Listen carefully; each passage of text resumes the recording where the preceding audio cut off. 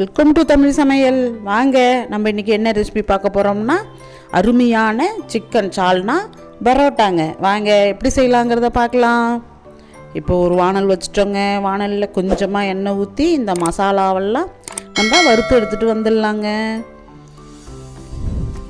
கொஞ்சம் பட்டை, இலை, அன்னாச்சி பூ, கொஞ்சம் கல்பாசி இதில் சேர்த்துக்கிறோம். அது இந்த சால்னாவுக்கு அவ்வளோ நல்ல மணத்தை கொடுக்குங்க. ஒரு ஸ்பூன் மிளகு, ஒரு ஸ்பூன் பெருஞ்சீரகம், ஒரு 10 சின்ன வெங்காயங்க, ஒரு துண்டு இஞ்சிங்க. அவ்வளோ நல்ல மணமாக இருக்குங்க. இந்த கல்பாசி இதில் சேர்த்து நம்ம அரைக்க போகிறதுனால இந்த சால்னாவுக்கு அவ்வளோ ஒரு நல்ல மணத்தை கொடுக்குங்க. இப்போ ஒரு அரை மூடி தேங்காவை நம்ம நைஸாக கட் பண்ணி இதில் சேர்த்துக்கிறோம். ஒரு 4 பூண்டுங்க. அவ்வளோதாங்க. நல்லா வறுத்து எடுத்துட்டோம். இதை ஆறின பிற்பாடு நம்ம ஒரு மிக்ஸி ஜாரில் அரைச்சிட்டு வந்துடலாம். வாங்க, இப்போ நம்ம சால்னா ரெடி பண்ணலாங்க. ஒரு வானல் வச்சு எண்ணெய் ஊற்றிருக்கோங்க. எண்ணெய் காய்ஞ்சி வருதுங்க. இப்போ நம்ம அரிஞ்சு வச்ச நைஸாக வெங்காயத்தை இது கூட நல்லா வதக்கி எடுத்துக்கலாங்க. வெங்காயம் நல்லா வதங்கிடுச்சிங்க. இப்போ ஒரு 4 பச்சை மிளகாய் நான் கீறி விடாமல் அப்படியே முழுசாக போடுறேங்க. ஏன்னா இது அவ்வளோ நல்லா இருக்குங்க. முழுசாக போட்டால் அந்த சால்னாவோட கொதிக்கக்குள்ளே அவ்வளோ ஒரு நல்ல மணத்தை கொடுக்குங்க. போட்டிருக்கோம். இப்போ அரிஞ்சு வச்ச தக்காளியும் இது கூட சேர்த்து இதையும் நல்லா வதக்கி வந்துட்டுங்க.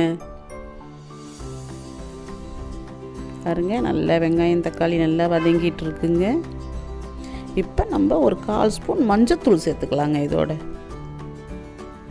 சேர்த்து இது கூடவே சிக்கன் மசாலா ஒரு 3 ஸ்பூன் சிக்கன் மசாலா சேர்த்து செஞ்சு அவ்வளோ நல்ல மணமாக இருக்குங்க. சிக்கன் மசாலா, காஷ்மீர் சில்லி, கொஞ்சம் தனியாங்க, 1 ஸ்பூன் தனியா. இவ்வளோதாங்க. அடுப்பு சிம்மில் வச்சுக்கிட்டு இந்த மசாலாலாம் அடி பிடிக்காமல் சிம்மில் வச்சு ஒத்தாப்பில் இதை நல்லா கிண்டிக்கணுங்க. இந்த மசாலா வேக வைக்க கொஞ்சமாக நான் தண்ணி சேர்த்து கிண்டுறேங்க. அந்த தண்ணியை எடுக்க மறந்துட்டேங்க. நீங்கள் கொஞ்சமாக தண்ணி வச்சு இந்த மசாலாவை நல்லா வேக வச்சு அந்த 1/4 கிலோ சிக்கனை சுத்தம் பண்ணி இது கூட சேர்த்து இதையும் நல்லா ஒரு வதக்கிடலாங்க. காரம், புளிப்பு தன்மை எல்லாம் அந்த சிக்கனோட 5 நிமிஷம் வதக்கி இதுக்கு தேவையான அளவுக்கு தண்ணி வைங்க. அவ்வளோ சூப்பராக இருக்குங்க. இதை மாதிரி ஒரு முறை ட்ரை பண்ணி பாருங்களேன். அவ்வளோ நல்லா இருக்கும். திட்டமாக தண்ணி வச்சு தேவையான உப்பை இப்போ சேர்த்துக்கலாங்க. இப்போ சேர்த்து ஒரு தட்டு போட்டு இது ஒரு 5 நிமிஷம் நல்லா கொதிக்கட்டுங்க. நம்ம மூடி வச்சிடலாம். இப்போ நம்ம மிக்ஸி ஜாரில் மாற்றி நல்லா ஆறிடுச்சுங்க. நம்ம இதை ஒரு பேஸ்ட்டு பதத்துக்கு அரைச்சிட்டு வந்துடலாங்க. பாருங்க, நல்லா அரைச்சிட்ருக்கோம். இப்போ இதில் ஒரு 5 முந்திரி பருப்பு, கொஞ்சம் மணிலா, கொஞ்சம் பொட்டுக்கடலைங்க. இது கூட சேர்த்து அரைக்கக்குள்ள அவ்வளோ ஒரு நல்ல மணத்தை கொடுக்குங்க. பாருங்க, நல்லா சிக்கன் வெந்துடுச்சு. இப்போ நம்ம தேங்காய் விழுத இந்த சிக்கன் சால்னாவில் சேர்த்துக்கலாங்க. இப்போ நமக்கு தண்ணி எந்த அளவுக்கு தேவையோ நம்ம அதுக்கு தகுந்தாற்படி நம்ம இப்போ சேர்த்துக்கலாங்க. நல்லா கிண்டி விட்டு உப்புலாம் திட்டமாக இருக்கான்னு செக் பண்ணிக்கலாங்க. பத்தலைனாலும் இப்போ கொஞ்சம் சேர்த்துக்கலாம். இப்போ சுத்தம் பண்ணி வச்ச மல்லித்தழையும் புதினாவும் இதில் சேர்த்து இது ஒரு 5 நிமிஷம் நல்லா கொதிக்க விடணுங்க.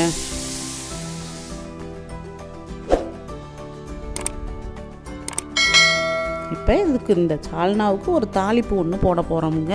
இந்த தாளிப்பு தாங்க அவ்வளோ ஒரு நல்ல மணத்தை கொடுக்கும்.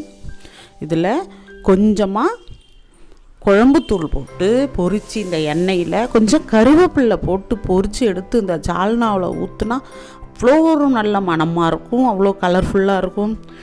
பாருங்கள், இவ்வளோதாங்க. ரொம்ப சிம்பிளுங்க. அவ்வளோ நல்ல அருமையான டேஸ்ட்டில் நம்ம கடைங்கள்லாம் போய் வாங்கவே வேண்டாங்க. நம்ம வீட்லேயே எளிய முறையில் செய்யலாம். அவ்வளோதாங்க. சுவையான சிக்கன் சால்னா தயாராகிடுச்சிங்க. வாங்க, நம்ம பரோட்டா எப்படி செய்யலாங்கிறத பார்க்கலாங்க. நான் ஒரு 1/2 கிலோ மாவு எடுத்துருக்கேங்க, மைதா மாவு. அதுக்கு தேவையான உப்பை இப்போ கலந்து விட்டுடலாங்க.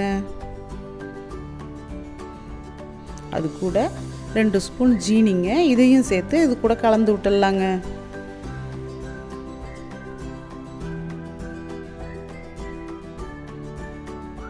இப்போ தண்ணி கொடுத்து கொஞ்சம் கொஞ்சமாக தண்ணி ஊற்றணுங்க. மொத்தமாக ஊற்றிடக்கூடாது. திட்டமாக தண்ணி ஊற்றி நல்லா பிசைஞ்சு எடுத்துக்கணும். இப்போ பிசைஞ்சு எடுத்ததை நல்லா மாவை வந்துங்க நல்லா இழுத்து இழுத்து பிசையணுங்க. அப்போ தாங்க அந்த பரோட்டா அவ்வளோ நல்லா சாப்பிட்டா நல்ல லேயர் கொடுத்து நல்லா இருக்குங்க. நீங்கள் இது மாதிரி ஒரு முறை பிசைஞ்சு போட்டு பாருங்களேன், அவ்வளோ சூப்பராக இருக்கும். அவ்வளோதாங்க, ரொம்ப சிம்பிளுங்க. பரோட்டா வந்து மாவு பிசைஞ்சு ஊற வைக்கிறதுல தாங்க இருக்குது. இவ்வளோ நல்லா பாருங்கள், நம்ம நல்லா பிசைஞ்சிட்ட பிற்பாடு கடைசியாக தாங்க நம்ம எண்ணெய் சேர்த்துக்கணும். நம்ம இந்த மாவை கொஞ்சம் குழி பண்ணி அது உள்ளே எல்லா இடத்துலையும் இந்த மாவு உள்ள எண்ணெய் சேர்கிற மாதிரி ஒத்தாப்பில் நம்ம பெரட்டி எடுத்துக்கிறோம் பாருங்கள். இவ்வளோ மாவு சாஃப்டாக இருக்குது பார்த்தீங்களா? அவ்வளோதாங்க, ரொம்ப சிம்பிளுங்க. இதை மேல் மாவு காயாத அளவுக்கு கொஞ்சம் தண்ணி ஊற்றி நல்லா தடவி ஒத்தாப்பில் ஒரு வெள்ளை துணி போட்டு மூடி ஒரு பிளேட் போட்டு மூடிடலாங்க. பாருங்கள் எவ்வளோ பொசப்பாக சாஃப்டாக இருக்குது பார்த்தீங்களா? இப்போ இதை வந்து 1லேருந்து ஒரு 5 மணி நேரம் ஊற வச்ச பிற்பாடு எப்படி இருக்குன்னு திறந்து பார்க்கலாம். பாருங்கள் 5 மணி நேரம் ஊறிடுச்சு. இவ்வளோ சாஃப்டாக இருக்குது பாருங்களேன் மாவு. இப்போ நம்ம அதை பிரித்து எடுத்து மாவை தனித்தனியாக உருண்டைகள் ஆக்கிக்கலாம். நமக்கு ஒரு 1/2 கிலோ மாவுக்கு ஒரு 10 தாங்க வந்தது.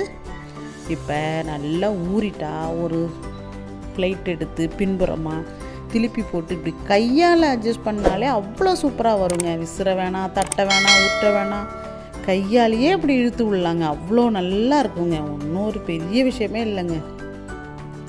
பாருங்களேன் எவ்வளோ சூப்பராக இருக்குது பாருங்கள். அவ்வளோதாங்க, ரொம்ப சிம்பிளுங்க. வாங்க இன்னொரு மெத்தடும் பிசைகிறது உருட்டுறது எப்படிங்கிறத காமிக்கிறேன் பாருங்களேன். இப்படி வரலன்னா உங்களுக்கு மாவை வச்சு சப்பாத்தி உருட்டுக்கட்டையால் கூட அட்ஜஸ்ட் பண்ணிக்கலாங்க. அவ்வளோ அழகாக வரும்.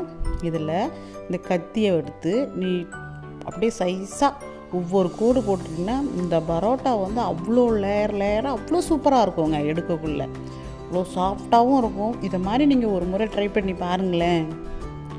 அவ்வளோதாங்க, ரொம்ப சிம்பிளுங்க. அவ்வளோதாங்க, இதை மாதிரி மீதமுள்ளதையும் நம்ம எடுத்துக்கிட்டோம். இப்போ வாங்க எப்படி தட்டலாங்கிறத பார்ப்போம். ஒன்றுமே இல்லைங்க, அப்படியே எடுத்து வச்சு கொஞ்சமாக எண்ணெய் கையில் தடவிக்கிட்டு உள்ளங்கையை நடுப்புற வச்சு ப்ரெஸ் பண்ணாலே போதுங்க. ஒரு வானல் வச்சுட்டோம். வானல் நல்லா சூடானதும் அடுப்பை சிம்மில் வச்சுக்கணுங்க. இதை கொஞ்சம் எண்ணெய் மேலே தடவி ஒரு 4 முறை 3 முறை அப்படியே திருப்பி விட்டால் அவ்வளோதாங்க. அவ்வளோ சூப்பரான பரோட்டா தயாராகிடுச்சு பாருங்கள். இவ்வளோ சூப்பராக இருக்குது பார்த்தீங்களா?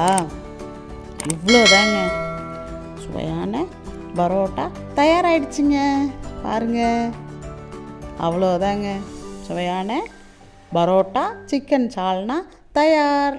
இது போன்ற வீடியோக்களை நமது சேனலில் பார்க்க தொடர்ந்து சப்ஸ்கிரைப் பண்ணுங்கள், லைக் பண்ணுங்கள்.